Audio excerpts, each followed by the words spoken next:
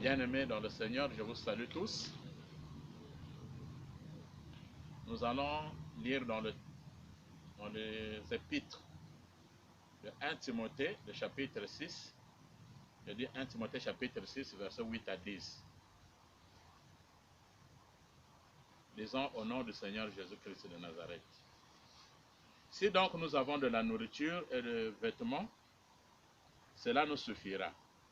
Mais ceux qui veulent s'enrichir tombent dans la tentation, dans le piège et dans beaucoup de désirs insensés et pernicieux qui plongent les hommes dans la ruine et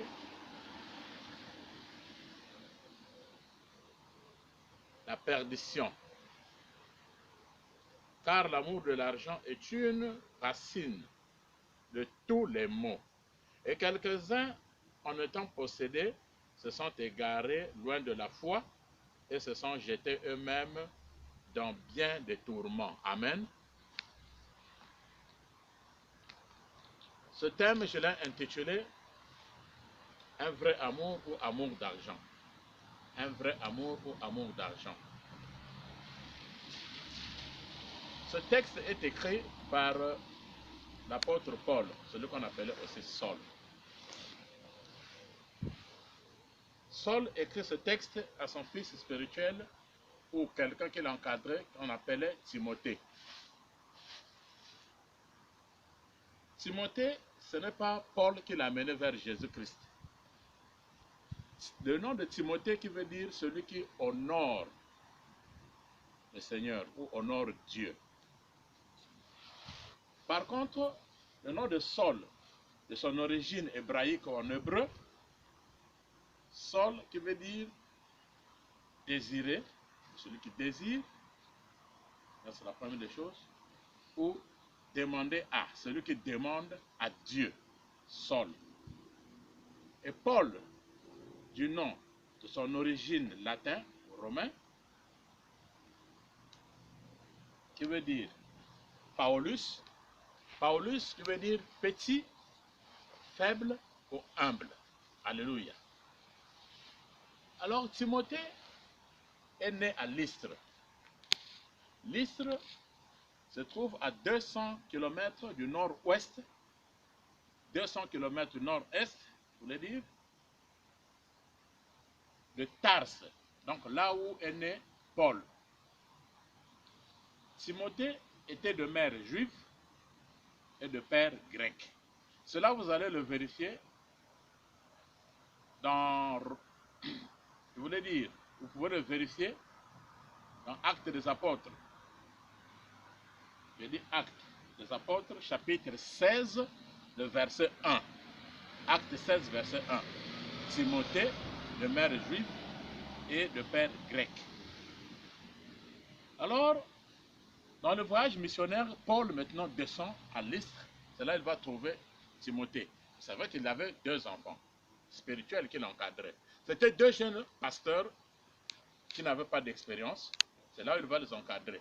D'abord, les épîtres de Timothée et de Tite, on les appelle même des épîtres pastorales. On les étudie même au séminaire, ceux qui sont en faculté, ceux qui sont même à l'institut, ils connaissent ça. C'est là où maintenant il va croiser donc Timothée. Et Paul avait beaucoup aimé ce jeune Timothée. Il a parlé de lui-même 17 fois dans la Bible, de Timothée. Il va l'encadrer. Vous connaissez que Paul, c'est quelqu'un qui avait beaucoup étudié sous Gamaliel. Et Paul, c'était donc, on peut dire aujourd'hui, un docteur en théologie. Et Paul parlait 4 langues. Il parlait araméen, il parlait latin, il parlait grec, et il parlait hébreu. Donc, très intelligent. Mais il ne comptait pas sur son intelligence parce que même il y a des textes qui disent Paul rempli du Saint-Esprit. Vous voyez? Donc il était toujours rempli du Saint-Esprit. Il n'y a pas de différence entre Paul et Saul. C'est la même personne. Que des prédicateurs, certains prédicateurs ne confondent pas quand ils disent que Saul, quand il a croisé Jésus-Christ, son nom avait changé en Paul. Non. Paul, c'est un nom d'origine romain parce que son papa, son père avait acheté la nationalité roumaine. Et Saul, son père et sa mère donc sont nés en Israël, de la tribu de Benjamin, Mais Paul lui-même, il est né à Tars, donc à Turquie. Donc Paul et Timothée sont nés en Turquie, presque dans la même zone. Alléluia. Mais ce qui nous intéresse, c'est quoi? C'est que Paul dit à Timothée de se contenir de ce qu'il a, la nourriture, les vêtements, et qu'il ne se plonge pas dans l'amour d'argent. C'est pour cela que j'ai intitulé ce thème aujourd'hui, un vrai amour ou amour d'argent. L'argent. Tout le monde parle de l'argent. Pour manger, il faut de l'argent. Pour se déplacer, il faut de l'argent. Pour s'habiller, il faut de l'argent. Pour voyager, il faut de l'argent. Même pour se marier, il faut de l'argent. Vous savez très bien. Parce qu'aujourd'hui, même si tu vas mentir une femme, le mensonge peut te donner une femme, il ne peut pas te garder une femme. Hein, parce que tu dois nourrir cette femme-là. Donc ça demande de l'argent. Vous voyez? Partout, on ne parle que argent, argent, argent, argent, argent. Agé, dans ce testament, le chapitre 2, le verset 8 nous dit que l'or est à moi, l'argent est à moi, dit le Seigneur. Amen. Alors, si l'or est à Dieu, l'argent c'est à Dieu, donc nous aussi devons avoir l'or et l'argent, ce n'est pas un problème. Mais le problème c'est que quand nous rentrons maintenant dans Matthieu le chapitre 6, Matthieu le chapitre 6, le verset 31 à 33, Jésus-Christ dit à ses disciples que ne vous donnez pas trop aux choses de ce monde. De quoi vous serez vêtus, ce que vous allez manger. Préoccupez-vous d'abord du royaume des cieux. Et le reste vous sera donné après. Quand on dit que le reste vous sera donné après, donc les maisons, les voitures, de l'argent, tout vous sera donné après. Notre patriarche Abraham, il était riche. La Bible dit qu'il était riche en toutes choses. En toutes choses, Abraham. Donc il comprit l'argent.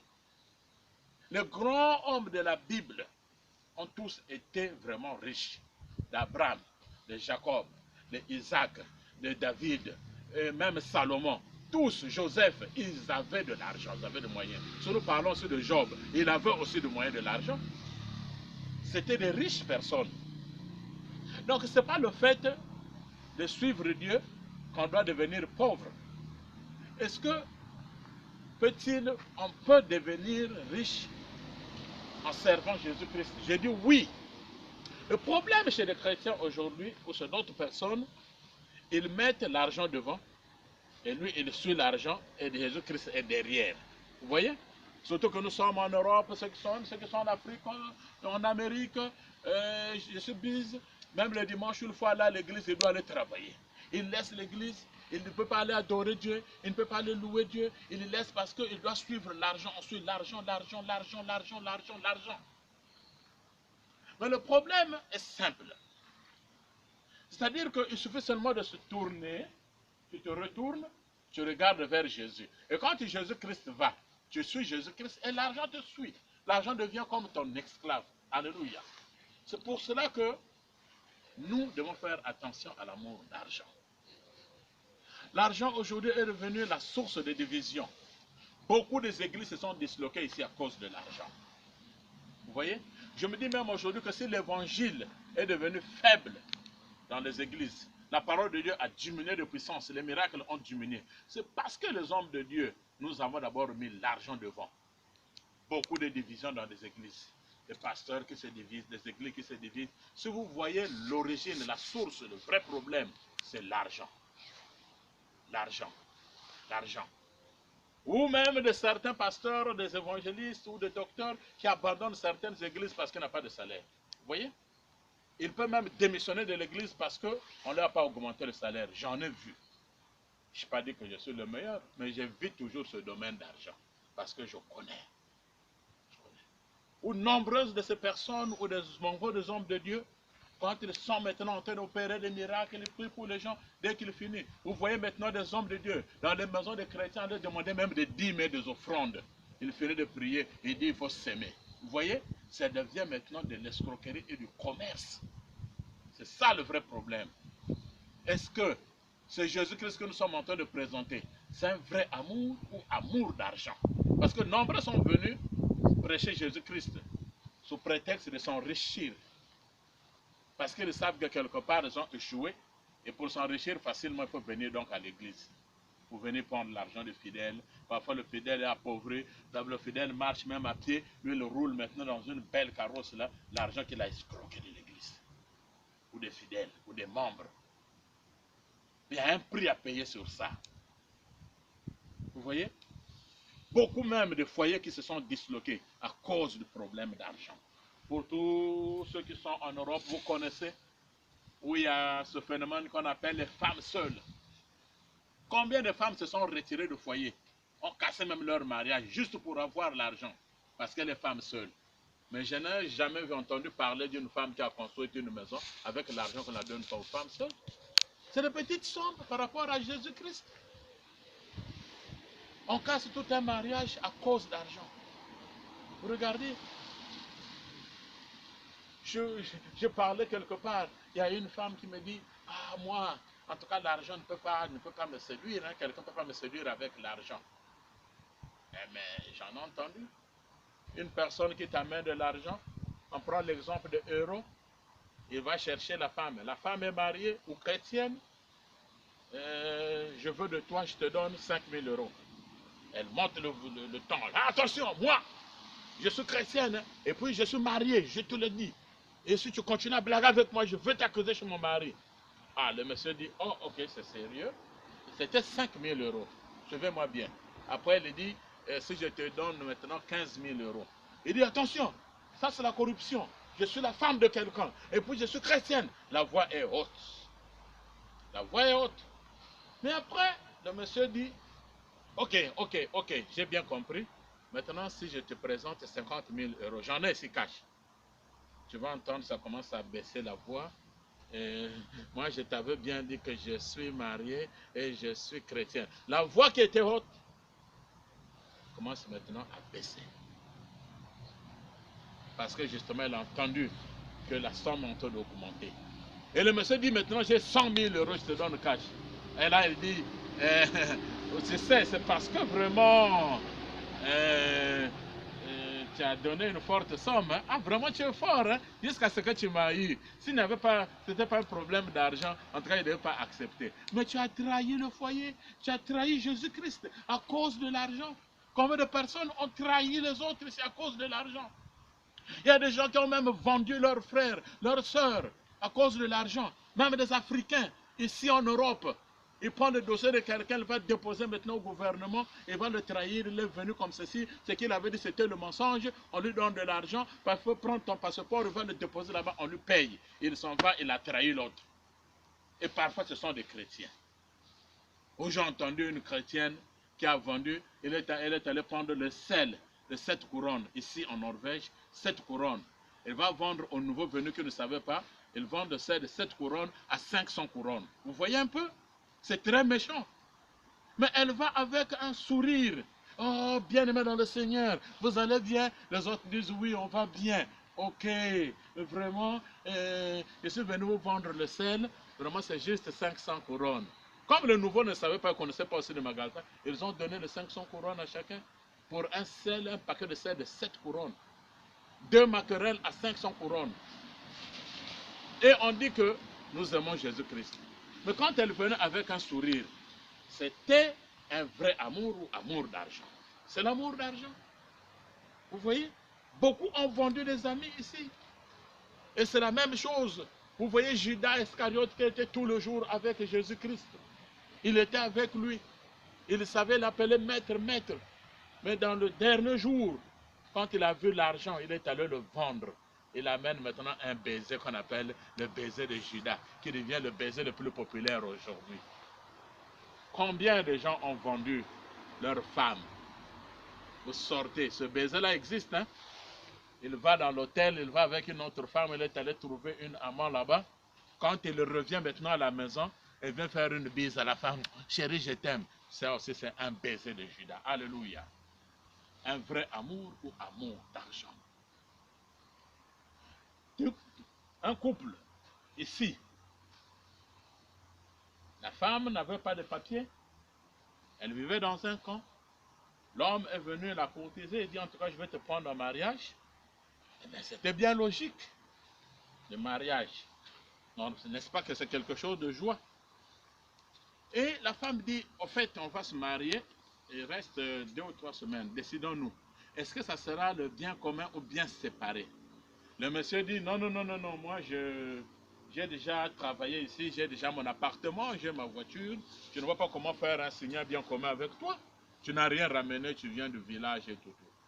La fille dit, ah bon, c'est ça notre amour? Il dit, en tout cas, vraiment, c'est à prendre ou à laisser.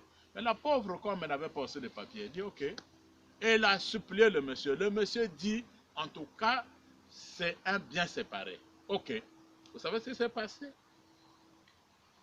C'est une histoire qui est vraie. La femme est allée, la fille, elle est allée jouer au jeu de la loto. Elle a gagné 14 millions de couronnes ici. Le monsieur était au courant. Elle commence à venir avec un sourire. Ma chérie, ma chérie. La fille a dit, ok, qu'est-ce qui se passe? Le gouvernement a dit, comme tu as gagné beaucoup d'argent, comme ça on te donne directement le papier. Donc son papier ne dépendait plus de ce monsieur-là. Et la fille a demandé au monsieur, s'il te plaît ma chérie, oui, bien commun ou bien séparé? Et le monsieur dit, non, non, bien commun, bien commun. Ah, la fille a dit, tu es un imbécile, va te faire foutre là-bas. Jusqu'à présent, ils ne sont pas mariés. Hein. La fille a choisi un autre homme. Parce qu'elle avait compris que ce monsieur venait, c'était un sourire qui attirait seulement à cause de l'argent. Donc, un vrai amour ou amour d'argent. Vous voyez? Je suis allé en Suède en 2001. Il y a un pasteur qui était venu nous rendre visite. On était dans un groupe de musique chrétien. Et la musique chrétienne, mais le groupe chrétien. Et le monsieur nous a dit, on m'a appris qu'il y a un pasteur là. Il dit, oui, le pasteur est là-bas. Il est venu me voir, il dit, pasteur, bonjour. Il dit, bonjour. Il dit, la parole de Dieu que nous vous avions amenée en Afrique chez vous, il est temps que vous nous la rameniez ici, en Europe. Parce que nous avons compris que la richesse est en train de nous voiler le chemin du ciel. Alléluia. Ce n'est pas pour rien que nous sommes ici. Nous ne sommes pas des racistes, mais à mes chers amis africains, les hommes de Dieu qui sont venus en Europe, ne rentrez pas dans le jeu d'argent. Nous avons une mission à remplir ici. Une mission, changer la mentalité pour que les gens regardent Jésus-Christ et non l'argent. Que l'on mette Jésus-Christ devant et non l'argent. Alléluia. Et j'avais compris cette parole. C'est une mission que j'avais. C'est pour cette raison que je suis aussi en Norvège. Vous voyez, c'est donc la volonté de Dieu. L'argent, ça arrange les gens. Même dans 1 Timothée, en question, le chapitre 6, le verset 17, la Bible dit 1 Timothée 6, 17, que dites aux riches présents, les riches qui sont maintenant là, de ne pas se confier à l'argent, car ils sont devenus orgueilleux. Cela pousse à l'orgueil, leur orgueil. C'est-à-dire que celui qui a l'argent, il peut même parler n'importe comment. S'il appelait la femme chérie, mon amour, dès qu'il trouve l'argent, ou parfois c'est une femme, ils ont souffert ensemble, ils dormaient à même le sol, et quand ils trouvent l'argent, le nom de chérie qu'il va quitter, ça devient maintenant, oh, toi, passe là. Ça devient, c'est-à-dire que les Burundais appellent ça, ils parlent comme les Ikirogorogo. Donc une personne qui parle n'importe comment, parce que justement, il a maintenant l'argent. Et celui qui a l'argent devient même impoli. Quand il rentre quelque part, il achète tout. Dans un bistrot, dans une boîte de nuit, il arrête la musique, il dit alors c'est moi qui paye la boisson à tout le monde. Vous voyez, il gaspille maintenant l'argent comme un fou. C'est ça l'argent avec l'orgueil. Or, ce même verset biblique dit que confiez-vous à l'Éternel.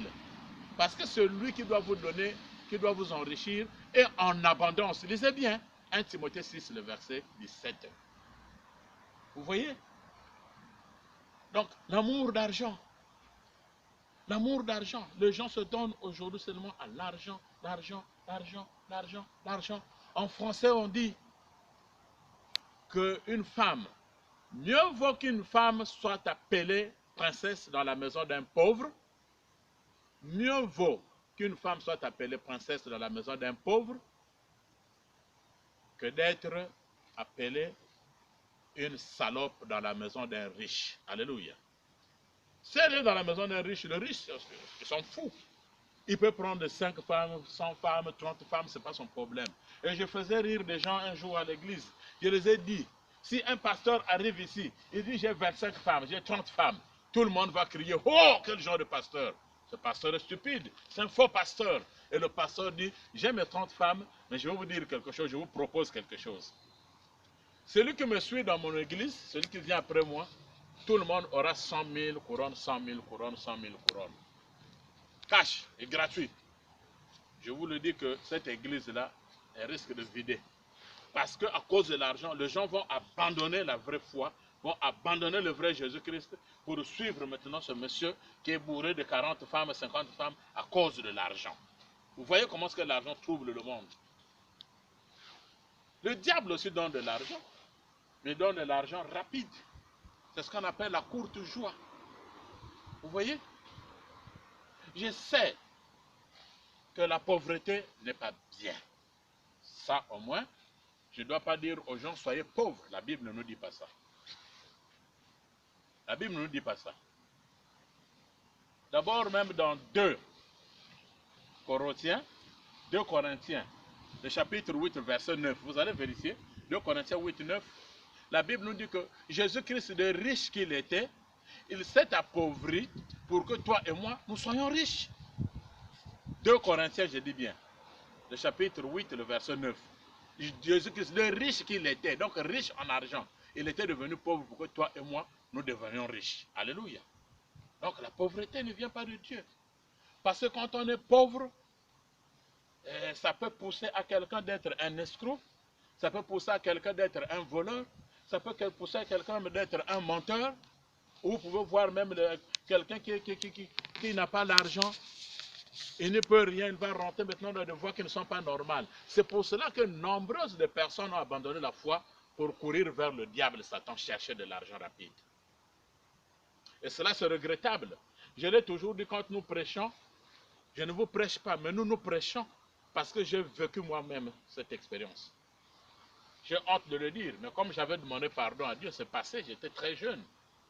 Je voyais des amis qui s'habillaient, qui avaient beaucoup d'argent, avec des motos, on partait à l'école, et quand il s'agissait maintenant, on sort à la récréation, ils dépensent des énormes choses, des énormes sommes, je voulais dire excusez-moi. Et moi j'étais derrière eux, comment est-ce que vous faites pour avoir de l'argent? Ils étaient au moins 3 ou 4.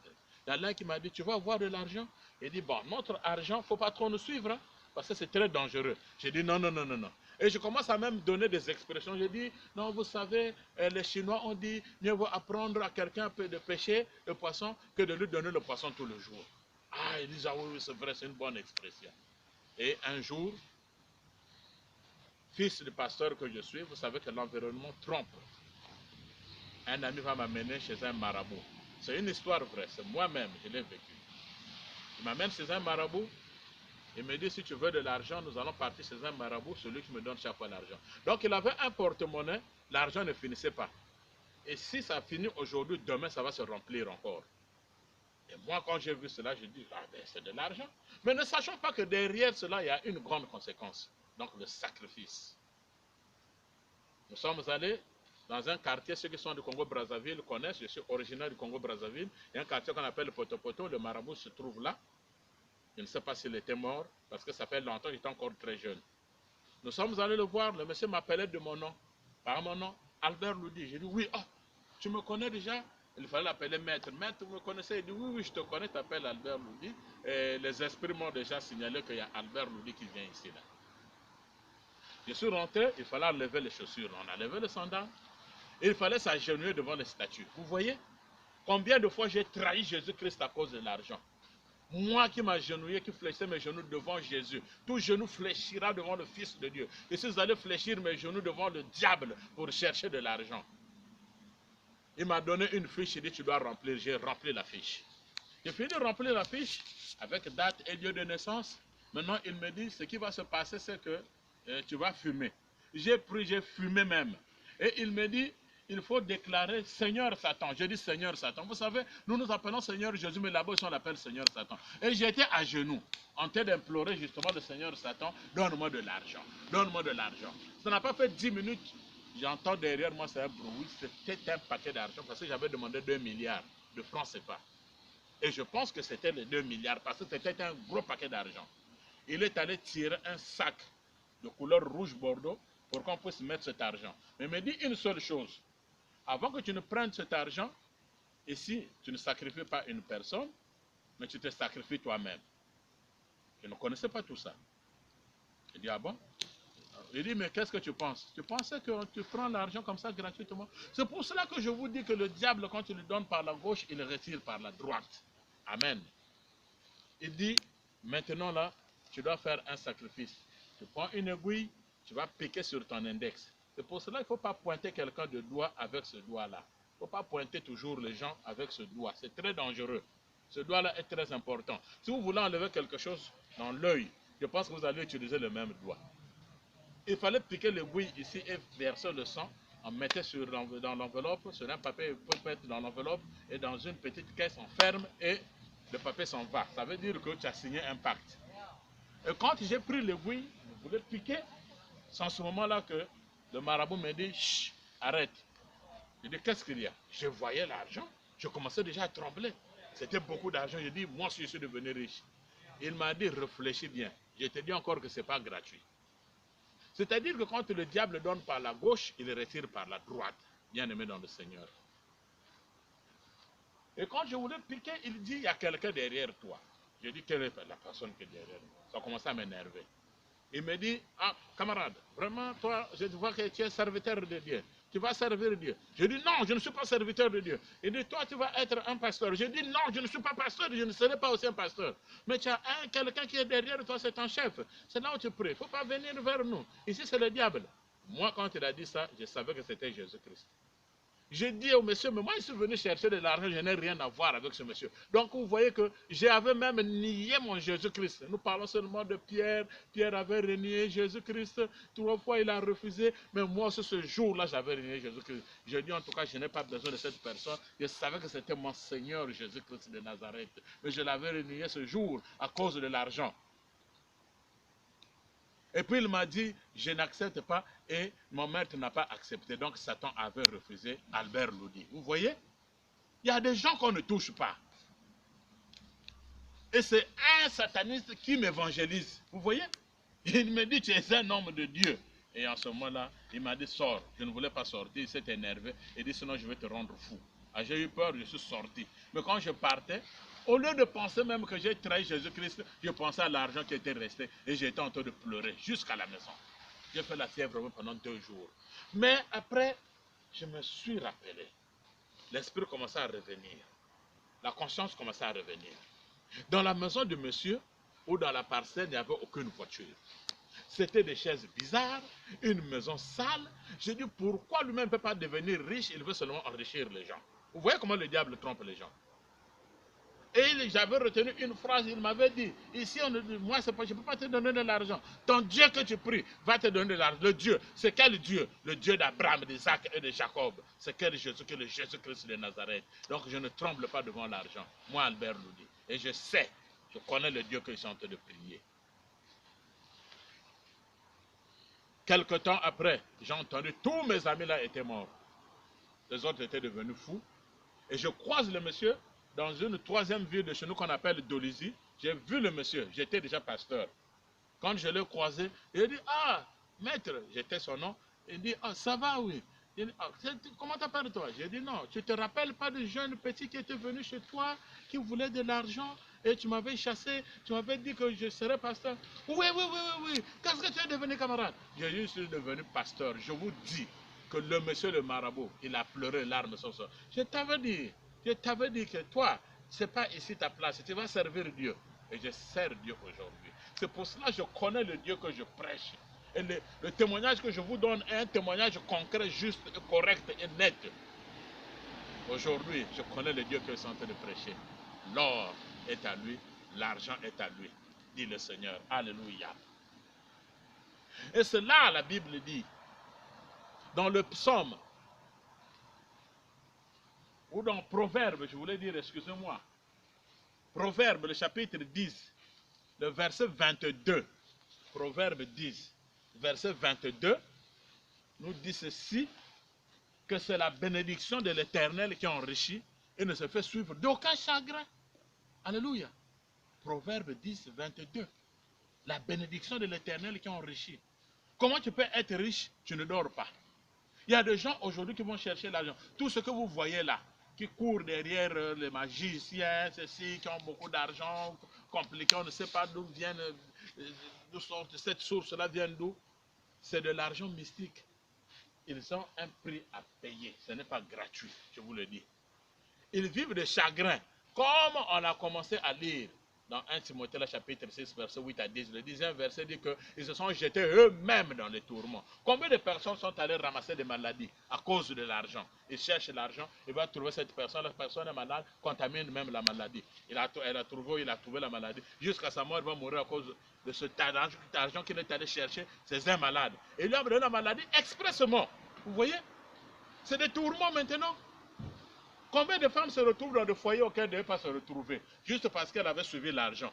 Le monsieur là a l'argent, le monsieur a l'argent. Tu connais comment est-ce qu'elle a trouvé l'argent?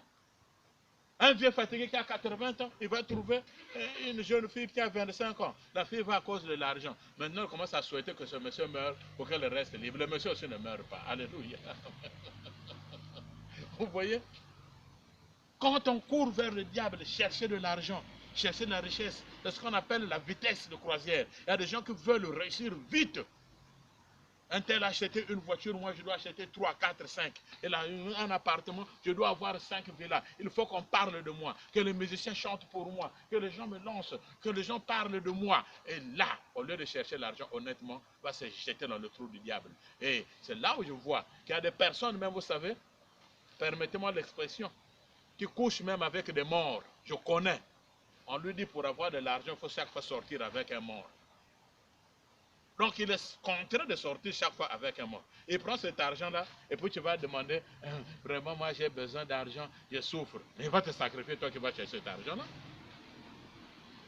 D'autres personnes le disent, il faut que tu sortes avec une folle.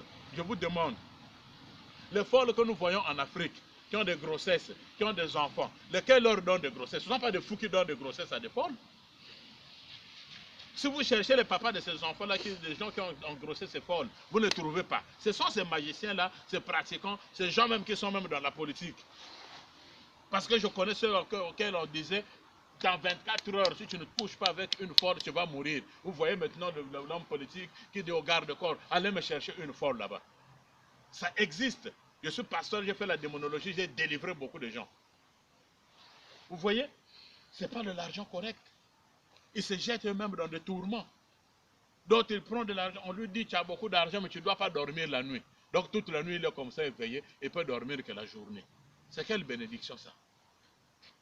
C'est la bénédiction de l'Éternel qui enrichit. Et ne se fait suivre d'aucun chagrin. Alléluia. D'autres sacrifient même. Même pour vous qui ramassez l'argent, vous qui êtes en Afrique là, vous voyez de l'argent qu'on a jeté comme ça, dans la rue. Faites attention. On lui a dit, il faut que tu sacrifies 10 personnes ou 20 personnes. Il n'y a pas 20 personnes à donner dans la famille. Et toi, tu vas à la route, comme il y a la souffrance, tu ramasses, ah, j'ai ramassé 100 000. Quelle est cette personne qui peut te jeter 100 000? Dans des moments de crise même comme ça là. Il a sacrifié. Celui qui prend cet argent-là, on lui diminue les années. Tu vas mourir.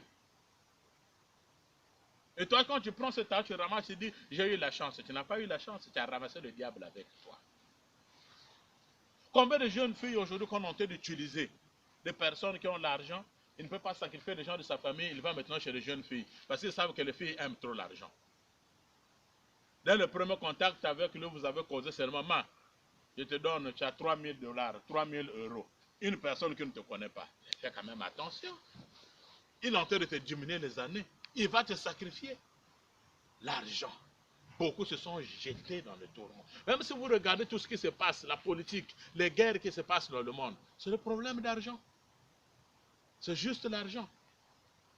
Maintenant, ceux qui ont de l'argent en question, quand je vois des femmes qui sont violées à l'est du Congo démocratique, je vois des catastrophes naturelles comme à Ovira, au Congo-Brazzaville, où il y a des maisons qui sont emportées par de l'eau, des pluies. Mais ces gens-là qui ont l'argent, jamais. Est-ce qu'ils ne peuvent pas aller vers ces personnes, ces femmes qui ont perdu leur crédibilité, qui ont perdu leur joie, qui marchent tête basse à cause de viols répétés? On la viole devant le mari, on la viole devant les enfants. Si on pouvait donner de l'argent à ces femmes-là, les réinsérer, elles peuvent retrouver quand même une petite joie. Mais de l'argent comme ça, il y a un sage de chez nous au Congo qui disait que l'argent propre n'aime pas le bruit. Il avait raison.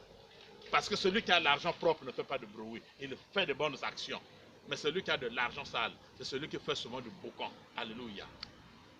Quand tu es pauvre, la Bible dit dans Ecclésiaste, le chapitre 9, le verset 16, Ecclésiaste 9, 16, que la sagesse d'un pauvre a été toujours négligée. Même si un pauvre vient te dire aujourd'hui, dans la famille, on doit faire ceci, le petit qui sort avec l'argent, on préfère respecter ce petit-là que toi qui es plus grand. Parce que tu n'as pas rien, on te dira même, oh, toi tu n'es rien, tu n'as pas l'argent. L'argent est en train de tuer les gens aujourd'hui. On va accorder l'importance à cette personne-là. C'est-à-dire que même quand il y a un problème qui tombe bien de la famille, lui s'il ne sort pas, en tout cas personne ne peut régler ce problème. On doit l'attendre. Il y a des gens même qui se sont proclamés être des carrefours économiques de leur famille. Ah non, moi j'avais dit personne ne peut se proclamer dans ma famille être un carrefour économique. Moi, mon carrefour économique, c'est Jésus-Christ. Toi, ton carrefour économique, c'est Jésus-Christ. Alléluia. Parce que la Bible dit que maudit soit l'homme qui se confie en l'homme, heureux soit l'homme qui se confie en Dieu. Quel que soit le problème, supporte et demande à Dieu. Dieu trouvera la solution. Il te donnera l'argent. Il te donnera de l'argent. Il te donnera de l'argent. Combien de amis se sont disloqués à cause de l'argent?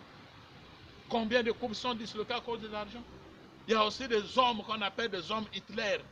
C'est-à-dire que quand ils ont l'argent, la femme ne peut même pas connaître son salaire. Mais si la femme commence à travailler, il court derrière le salaire de la femme, la carte de la femme, un bancaire, c'est Dieu qui doit surveiller. La femme n'a pas de droit. Et il y a de ces femmes aussi aujourd'hui qui se comportent mal. Même quand on te la donne maintenant la gérance d'argent, elle commence à gaspiller cet argent-là n'importe comment. Et surtout quand l'homme est maintenant chassé, ou l'homme est chassé du boulot, ou l'homme a perdu son boulot, ou l'homme est parti maintenant à la retraite. Les chéris là commencent à diminuer. Celui qui a beaucoup d'argent, je vous dis qu'on lui donne beaucoup de noms. Chez nous on les appelle Mvouama. Donc quelqu'un qui est riche, s'il a même 70 ans, on va commencer à l'appeler bébé. On va commencer à l'appeler, moi on a 15 ans, donc il n'a que 15 ans.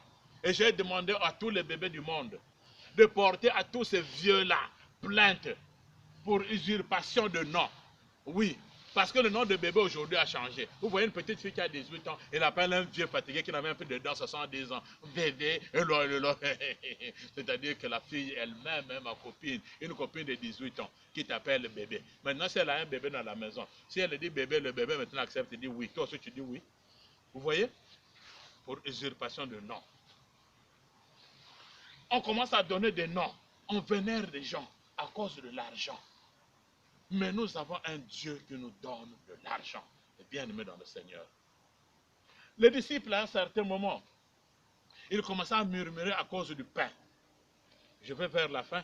Là maintenant, nous rentrons dans le livre de Marc, l'évangile, selon Marc. Vous voyez? Je disais bien Marc, le chapitre 8, le verset 17 à 19. Marc 8, 17 à 19. Vous allez lire ça. C'est correct ce que je suis en train de dire. Pendant que les disciples étaient en train de murmurer, Jésus-Christ avait compris leur murmure. Ah, vous êtes en train de murmurer à cause du pain. Ah, moi vous êtes comment? C'est comme si vous avez une mémoire courte. Souvenez-vous, le jour où j'ai multiplié les pains et les poissons, j'ai donné à 5000 personnes, à 4000 personnes. Il restait combien de corbeilles pleines de poissons? Les disciples ont dit 12. Vous voyez? Alors, les apôtres étaient au nombre de combien? Ils étaient au nombre de 12. Donc, ils ont d'abord servi. À la fin, ils se sont servis. Ça veut dire qu'il restait 12 corbeilles, donc chacun d'eux pouvait prendre une corbeille de poissons et de pain remplis. Vous voyez? Servir et non se servir. Vous servez d'abord. C'est la leçon que je donne à tous les hommes de Dieu. C'est-à-dire quand vous servez d'un seul cœur, la Bible dit que vous verrez la différence entre ceux qui servent Dieu et qui ne le servent pas. Vous voyez? Ils ont servi, il restait 12 paniers, chacun a pris un panier bien plein de pain de poisson. Mais aujourd'hui, c'est le contraire. Au lieu de servir d'abord, nous allons d'abord pour piquer, prendre l'argent des fidèles, tout on court derrière l'argent. Et maintenant, les pauvres fidèles restent maintenant vides, mains vides, et s'appauvrissent. Et nous nous enrichissons. Est-ce que vous trouvez ça normal? Un vrai amour ou amour d'argent? C'est le thème d'aujourd'hui. Un vrai amour ou amour d'argent. Les discussions qui se passent à cause de l'argent. Il y a un jeune de chez nous, Congo Brazzaville, je ne raconte pas des choses. Ce ne sont pas de rocambolesques, comme on les appelle en France. Ce sont des choses réelles. Il vivait en France. Il est descendu au pays après 7 ou 8 ans. Il avait laissé une fiancée au pays. Et quand il descend, il dit, je vais aller voir maintenant les parents. Il est descendu en culotte. Il est descendu avec un t-shirt, avec des sandales, froissé avec un sachet. Dès qu'il arrive à la maison, qu'est-ce que nous vous allez dire? Parisien quoi? Parisien refoulé. Donc on l'a refoulé. Tout le monde commence à le fuir. Oh, pleurer. Oh, vraiment. Qu'est-ce qui s'est passé? Qu'est-ce qui s'est passé? On l'a refoulé, mon Dieu, mon Dieu.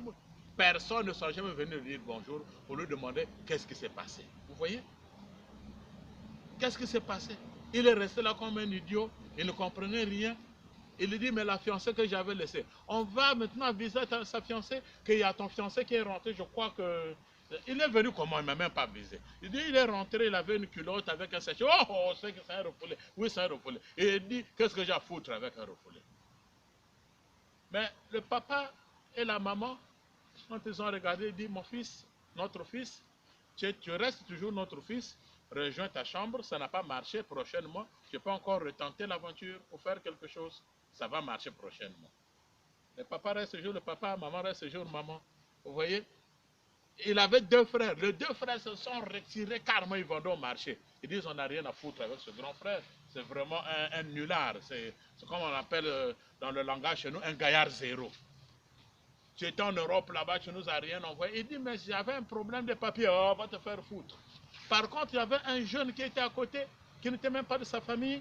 Il lui a dit, moi, je ne suis pas ton petit frère direct, mais moi, je te respecte. Tu es parti en Europe, ça n'a pas marché. Prends 2 pantalons, prends 2 chemises, je te les donne. Et il commençait à venir lui acheter parfois un peu du café, un peu... Hein, il avait là, il achetait juste le moustiquaire pour qu'il se protège contre les moustiques quand même. Et le jeune a dit, il est parti au marché, il a trouvé une fille qui vendait du poisson. C'est une histoire vraie. Quand ils ont commencé à causer avec la fille, il lui a dit, il y a un grand qui est venu chez nous là, dans notre quartier, vraiment l'a refoulé, même sa fiancée l'a refusé. La fille a dit, ah, il n'est pas marié. Il dit, non, sa fiancée l'a même refusé. Et la jeune fille qui vendait du poisson dit, ah, mais moi, si tu peux me brancher avec ce jeune, c'est bien. Il dit, oh, quelqu'un qu'on a refoulé? Il dit, oui, moi je n'ai pas besoin d'argent, j'ai besoin d'un amour. Alléluia.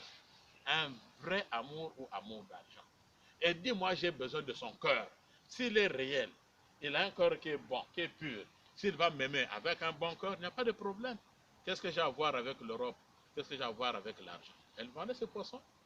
C'est vrai qu'elle n'était pas riche, mais elle pouvait s'en sortir au moins avec le peu qu'elle avait. Et là, le jeune est allé parler maintenant à ce grand. Donc, grand, vraiment, il y a une fille là que j'ai parlé, elle dit qu'elle cherche un homme. Ah bon, oui, appelle là, ils sont venus, elle est venue, ils ont causé. Il dit, ok, peut-être que c'est la femme de ma vie. Le monsieur avait même honte. Il dit, mais je veux vivre avec toi, je veux te prendre au mariage, je n'ai pas l'argent. Il dit, non, l'argent c'est rien, moi je cherche seulement ton cœur. Alléluia. Le vrai amour. 1 mois, 2e mois, le jeune a dit maintenant à la fille, je vais aller acheter quelques poissons à Pointe-Noire. Pointe-Noire, c'est notre capitale économique. C'est là où se trouve le port, justement. Il dit, je vais aller acheter les poissons, je vais venir vendre aussi comme toi tu vends pour que je ne puisse pas rester à la maison. Tu ne comprends pas avec l'oisiveté, c'est pas bien. La fille dit, oui, c'est une bonne idée. Il est allé à Pointe-Noire, 2 semaines après, il est revenu. Dans le quartier, on entend le bruit. Pi, pi, pi, pi, pi, pi, pi. Qu'est-ce qui se passe? Il y avait une lignée, je vous dis, plus de 20 voitures, des bus. C'était donc des bus qu'il avait achetés en Europe. Donc il attendait que les bus arrivent au port de Pointe-Noire pour aller les délivrer. Et il avait donc son passeport français. Vous voyez? Quand le bus sort, il sort du bus, bien habillé, en cravate et tout. Tout le monde l'a oublié. On a coiffé, il a levé la barbe, bien parfumé. Qu'est-ce qui s'est passé? Il dit non, moi j'ai mon passeport rouge, j'ai mon passeport français. J'ai fait ça, c'est tout juste pour voir qui m'aimait, qui ne m'aimait pas. Un vrai amour ou amour d'argent. Vous voyez? La femme qui l'avait refusé, sa fiancée, a entendu que ton monsieur est venu avec moi. Elle commençait à courir, ah, mon mari. Le monsieur dit quoi? Tout le monde a eu sur cette fille-là. Quel mari que tu es en train de parler? Le monsieur a dit, allez m'appeler cette fille-là qui vend du poisson, qui s'est occupée de moi, qui ne m'a pas refusé, qui m'a accepté tel que je suis. Vous voyez? Il y a des gens qui peuvent t'aimer, des femmes qui peuvent t'aimer, à cause de ce que tu es, tu as, je voulais dire, et non de ce que tu es. À cause de ce que tu as, donc l'argent, et non de ce que tu es. Vous voyez, c'est un faux amour. C'est un faux amour. Et aujourd'hui, je vous parle, le jeune avait pris en mariage cette fille qui vendait le poisson, ils sont en France. Et le jeune là qui lui donnait des habits, c'est lui qui gère ce bus à Brazzaville. Vous voyez l'amour. L'argent a de l'impact, c'est vrai. J'avais pris une fois de l'argent, j'ai donné à ma nièce qui n'avait que à peine un mois. C'était la fille à ma soeur. Ma famille peut le témoigner, elle s'appelle Sylvia. Je donne son nom parce que c'est ma nièce. Elle a pointe noire. Mais elle était encore bébé. J'ai pris le papier et un billet de 10 000 francs. Je lui ai donné, elle a pris le billet, le papier, elle a jeté le papier. Je donne l'argent, elle tient les 10 000. Elle était encore bébé.